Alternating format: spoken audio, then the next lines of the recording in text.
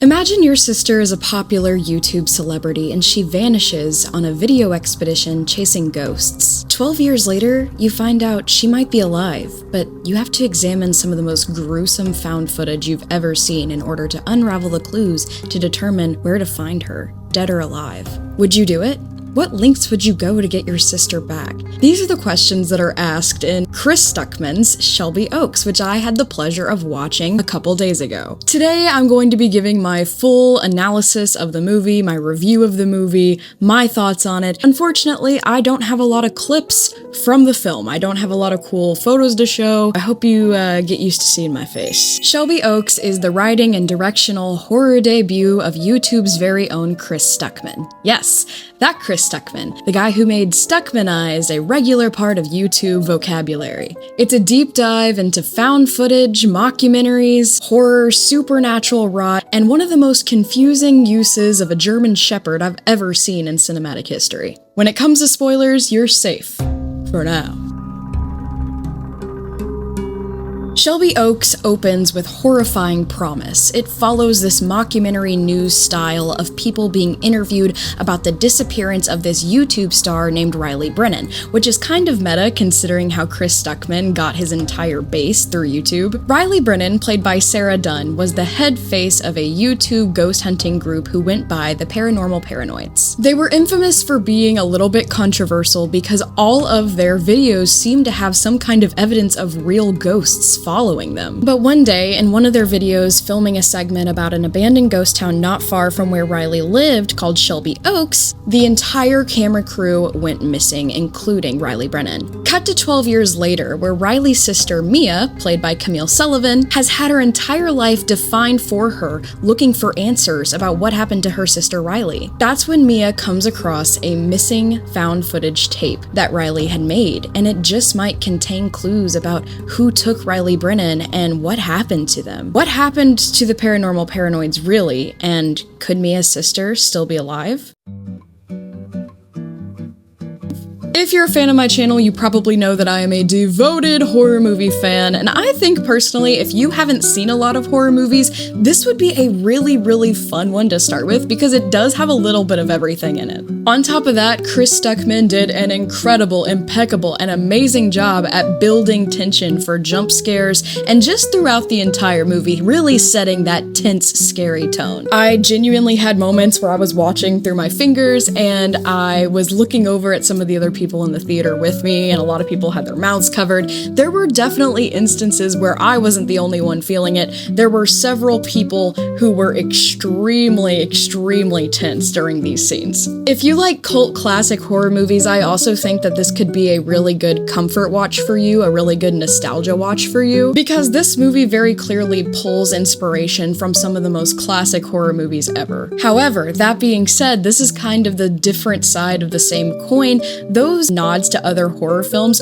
could make really seasoned horror movie fans feel like they're just watching a blatant checklist of horror movie tropes. People who are really familiar with horror movies and production of horror movies could be taken out of it a little bit because some of the special effects are a teeny bit lackluster in my opinion. And while there are solid themes in the story that make this plot very scary in some points, this movie does have a little bit of an issue committing to a singular storyline and a singular genre overall.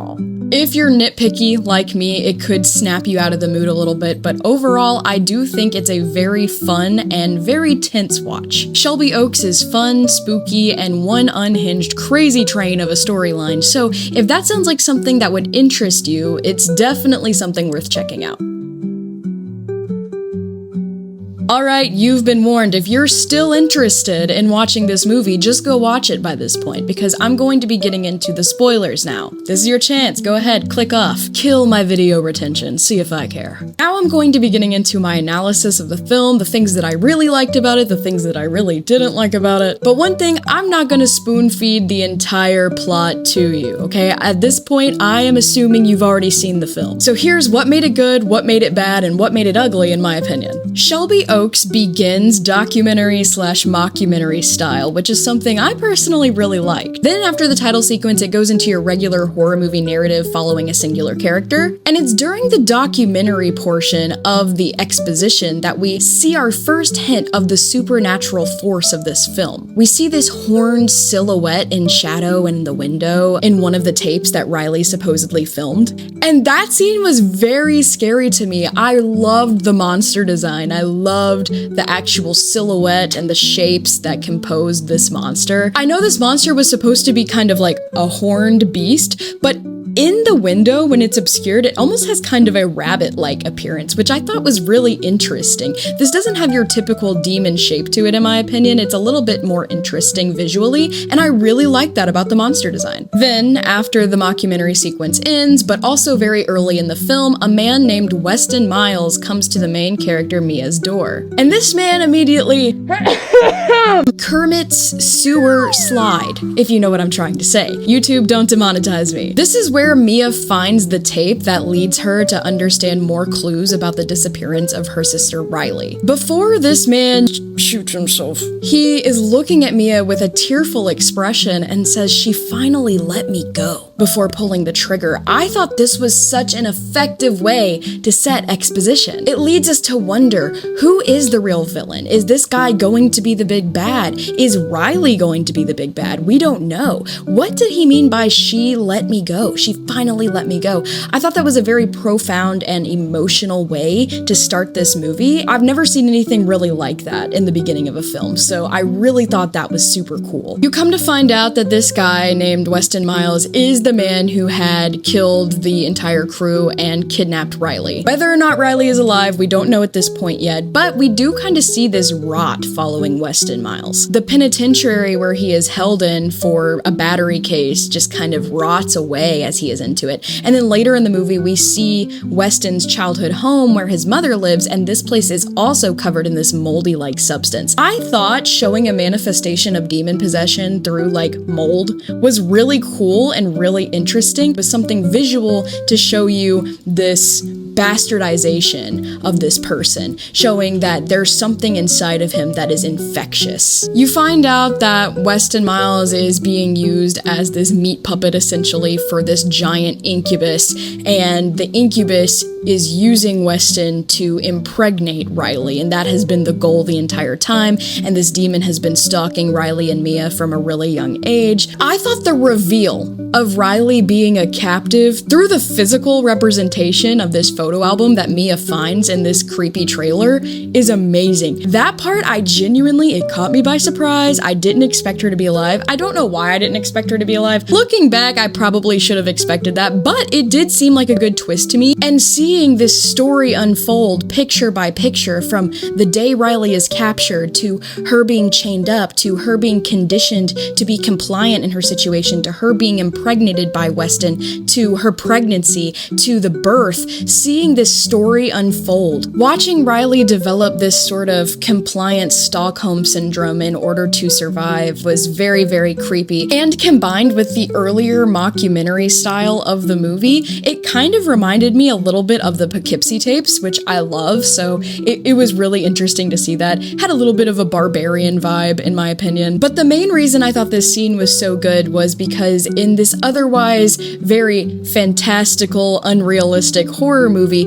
this scene brought a touch of humanity to the plot, which actually made it a lot scarier by injecting real-life terror and real-life scenario into this very fantastical horror plot. So I thought that was very effective for making the plot a little bit more scary, was showing that realistic captivity type situation. Now we're gonna move on to things that I didn't like about the film. Buckle in, folks, because honestly, there's probably more things I didn't like about the film than I did like about the film. But I don't want to discourage anyone from watching it, so I had to keep a good face. Okay, I hope I played that off well in the beginning of the video. I want to start by saying I respect Chris Stuckmann. God damn it. He has been extremely influential in the world of YouTube, but also not only YouTube, but also movie reviews. And in some aspects, it's clear that as he has spent a good majority of his professional career analyzing horror media and reviewing it, he's definitely learned how to do a couple of things really, really well. There's no argument there. I say this as a smaller and much less relevant and quite frankly less interesting YouTuber myself. What a dream it would be to start a YouTube channel and then eventually grow your fan base to the extent of being able to create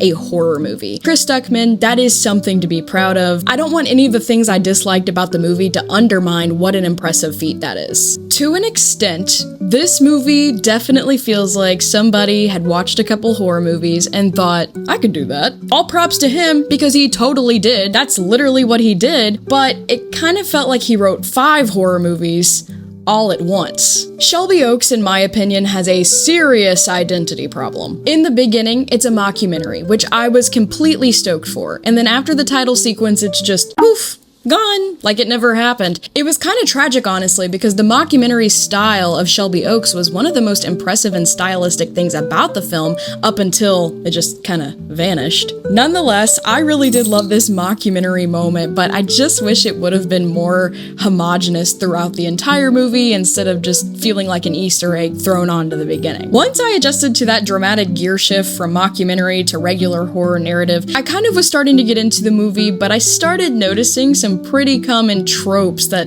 I felt like were just recycled from other movies. Get this, and then in 2004, the only businesses left in the entire town of Shelby Oaks was the dark, spooky, Victorian architecture-inspired penitentiary known for housing criminally insane inmates, and the super spooky, now abandoned amusement park.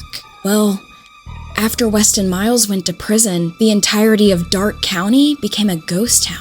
Dark County is just a regular county to me, but that's just a look inside my dark and twisted, fucked up mindscape. Everything from the setting being this combination of an abandoned spooky prison and an abandoned spooky amusement park, on top of the fact that the actual county that this takes place happens to be named Dark County, that feels a little cornball to me, if I'm being honest. Then, of course, there were several scenes that were pretty cliche. What is that? Zoom in really quick.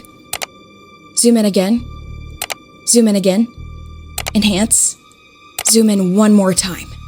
Enhance. Oh my god. And in my opinion, I could be just being harsh, but I feel like that just barely scratches the surface on all the cliches in this film. Crazy killer prison inmate, check. Mysterious evil witch who lives in the forest, check. Mysterious sigils and totems, Blair Witch style, hanging from the trees, check. Going through your dead sister's things, finding a book this thin that conveniently has the exact 3 chapters inspired by all the weird stuff going on, check. Girl falling out a window, check. Spooky abandoned amusement park, check. Abandoned prison that you explore with nothing but a battery-operated flashlight, check. Batteries in that flashlight die while you're exploring said prison, check. I couldn't help but get distracted by some of the scenes and plot points, making it feel more like a hodgepodge of lots of other horror films rather than its own unique storyline. The next thing I didn't like about the film was the big bad evil guy lore, okay? And this is a nitpick because I'm a little bit of a nerd. I know not everyone is like super into demonology, and I'm no demonology professor, but it's established in the movie that this demon that is causing havoc in the town of Shelby Oaks and in Mia and Riley's life is an incubus. If you know what an incubus is, cool. If you don't know what an incubus is, I'm gonna say trigger warning right now. Here's your chance to skip. In folklore and in Mesopotamian mythos, incubi are evil spirits that are known for materializing for a victim while they are unconscious, usually sleeping, and then having sexual relations with them as they sleep. And there are some translations where they need a physical body to do this, so they will possess someone to impregnate a human for them, okay? That being said, it was never made clear why this demon chose Riley and Mia to be their, like, surrogate mothers in a way. It didn't really make sense that this demon had been apparating outside of their window since they were literal children, when this demon was very clearly summoned by this random woman that neither of them knew, who lived in the woods an entire town over. I'm just gonna try to fill some plot holes mentally, do some mental gymnastics, and say that maybe for some reason, written in some dark eldritch prophecy, Riley had to be the one who carried this seed for the incubus, okay? Also, I find it a little bit weird that this demon was able to manifest like at two places at the exact same time,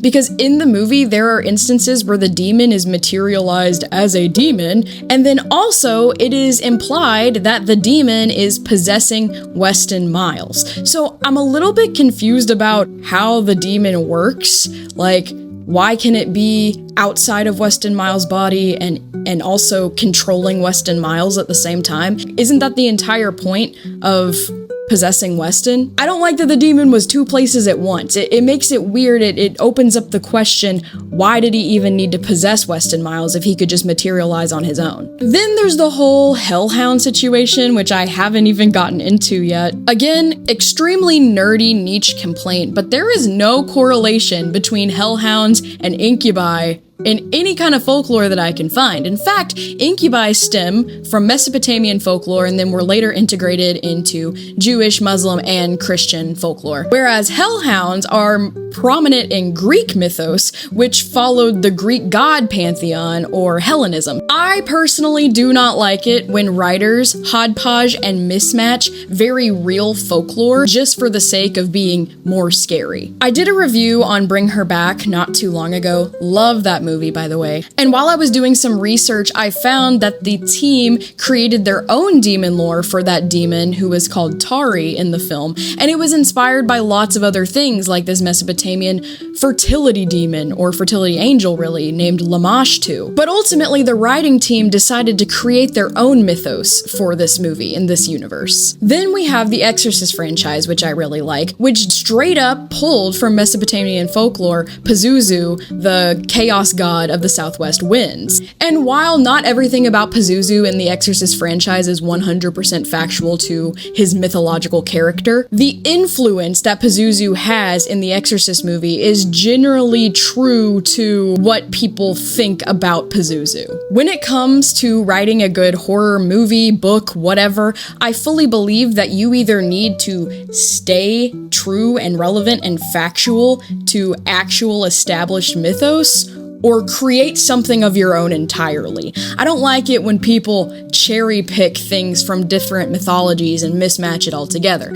I don't like when wendigos in horror movies and shorts are depicted with antlers, because that's really muddling up wendigos and skinwalkers. Imagine if you went to go see Nosferatu, a movie about an Eastern European vampire, and then as the main character is running away from Orlok's castle, he comes across Bigfoot in the woods, because Bigfoot is a guardian of Nosferatu. I don't like it when people mismatch different types of folklore and mythologies. I think it's silly. I really just don't think the whole hellhound thing really matches the incubus theme of the movie. But this brings me to my next point, which is the CGI. Overall, I really liked the found footage style of the movie, but some of the special effects were a little bit lackluster, and that kind of took me out of it. The hellhounds, especially in Shelby Oaks, with glowing eyes and like kind of balding skin, really reminded me more of Harry Potter and the Prisoner of Azkaban than it did a scary movie. The computer-generated imagery in this film was so blatantly obvious and really stuck out against the aesthetic of the rest of the movie.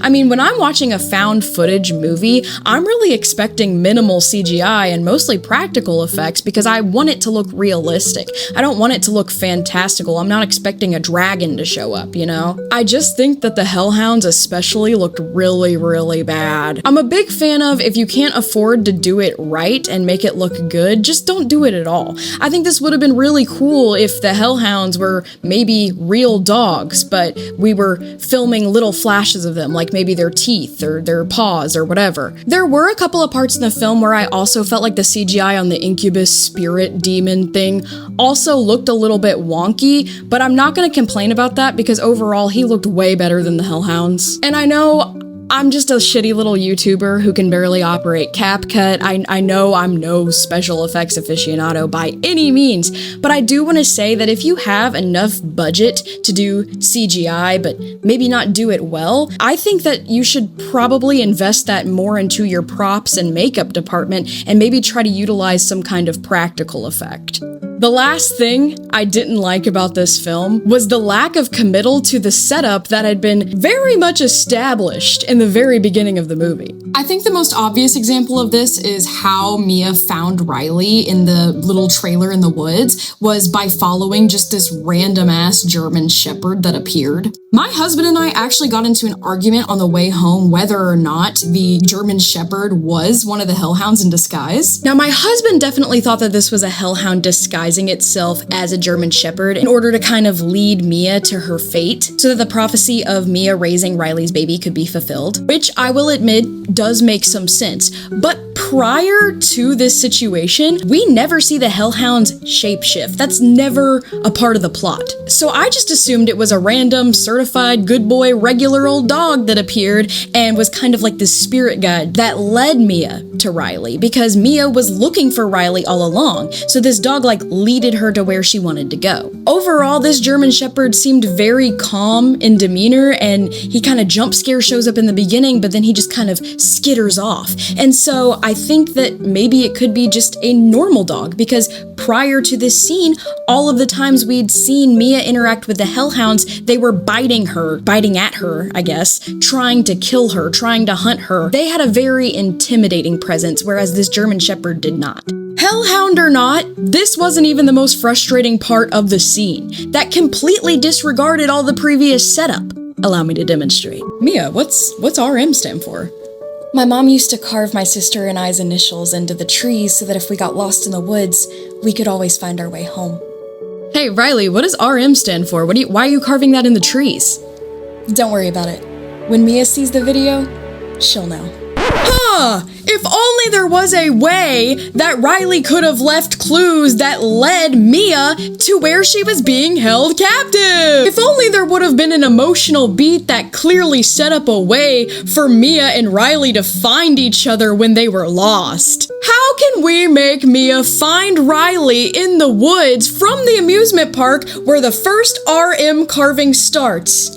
I know! We'll have a random German shepherd show up! In the photo album that we see of Riley being treated as this captive vessel for Weston and this demon's baby, we even see pictures of Riley outside, making these rune sigil type things, right? Not to mention, Weston and his creepy witch mom have been carving the demon symbols all over the trees as well. So it would make sense if we had seen some photos of Riley maybe carving into the trees as well, and while she was doing that, she could have left clues for her sister to find her. I felt like that would have been a really easy way to have this emotional callback to the beginning of the movie. It would be different if Riley was chained up in her captor's basement the entire time, but according to the photos, we see her even outside with the rest of the creepy family, so it's not like she was constantly in handcuffs or anything. It would have been okay. It wouldn't have been that big of a plot hole. I mean, it definitely would have been less of a plot hole than a random German shepherd materializing in the woods for Mia to follow. Am I missing something here? Overall, I score Shelby Oaks a 6 out of 10 because I had a lot of problems with the movie, but I overall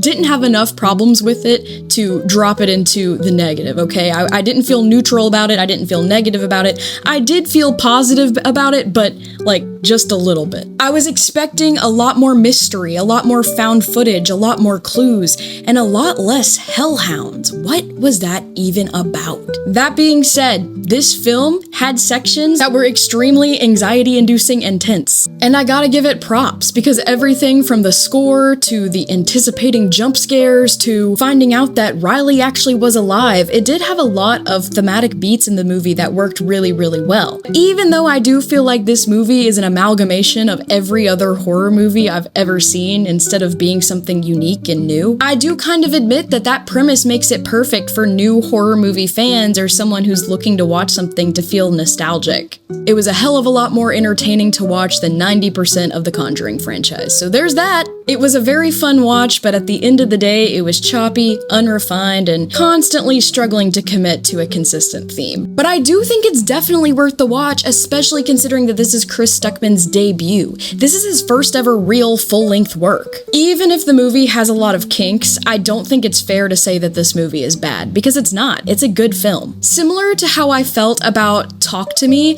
I was a little bit underwhelmed by Talk to Me, but then the Philippou brothers, after their second movie, they knocked it out of the park with Bring Her Back, and honestly, I hope Stuckmann continues to make movies and continues to make films, and it's only up from here. I think that if Chris Stuckmann ever made a sophomore film, he would knock it out of the park. It would be one of the best horror films of all time. I hope we get to see more from Chris Stuckmann. My name is Melody, this channel is called Melody Ever After, and I make videos about things that are freaky, geeky, creepy, and spooky, so if any of that sounds like it would interest you, I'd really appreciate it if you checked my channel out. If you did like this video, leave me a comment down below, I'd love to read it. Until next time, I'll catch you guys in the next one.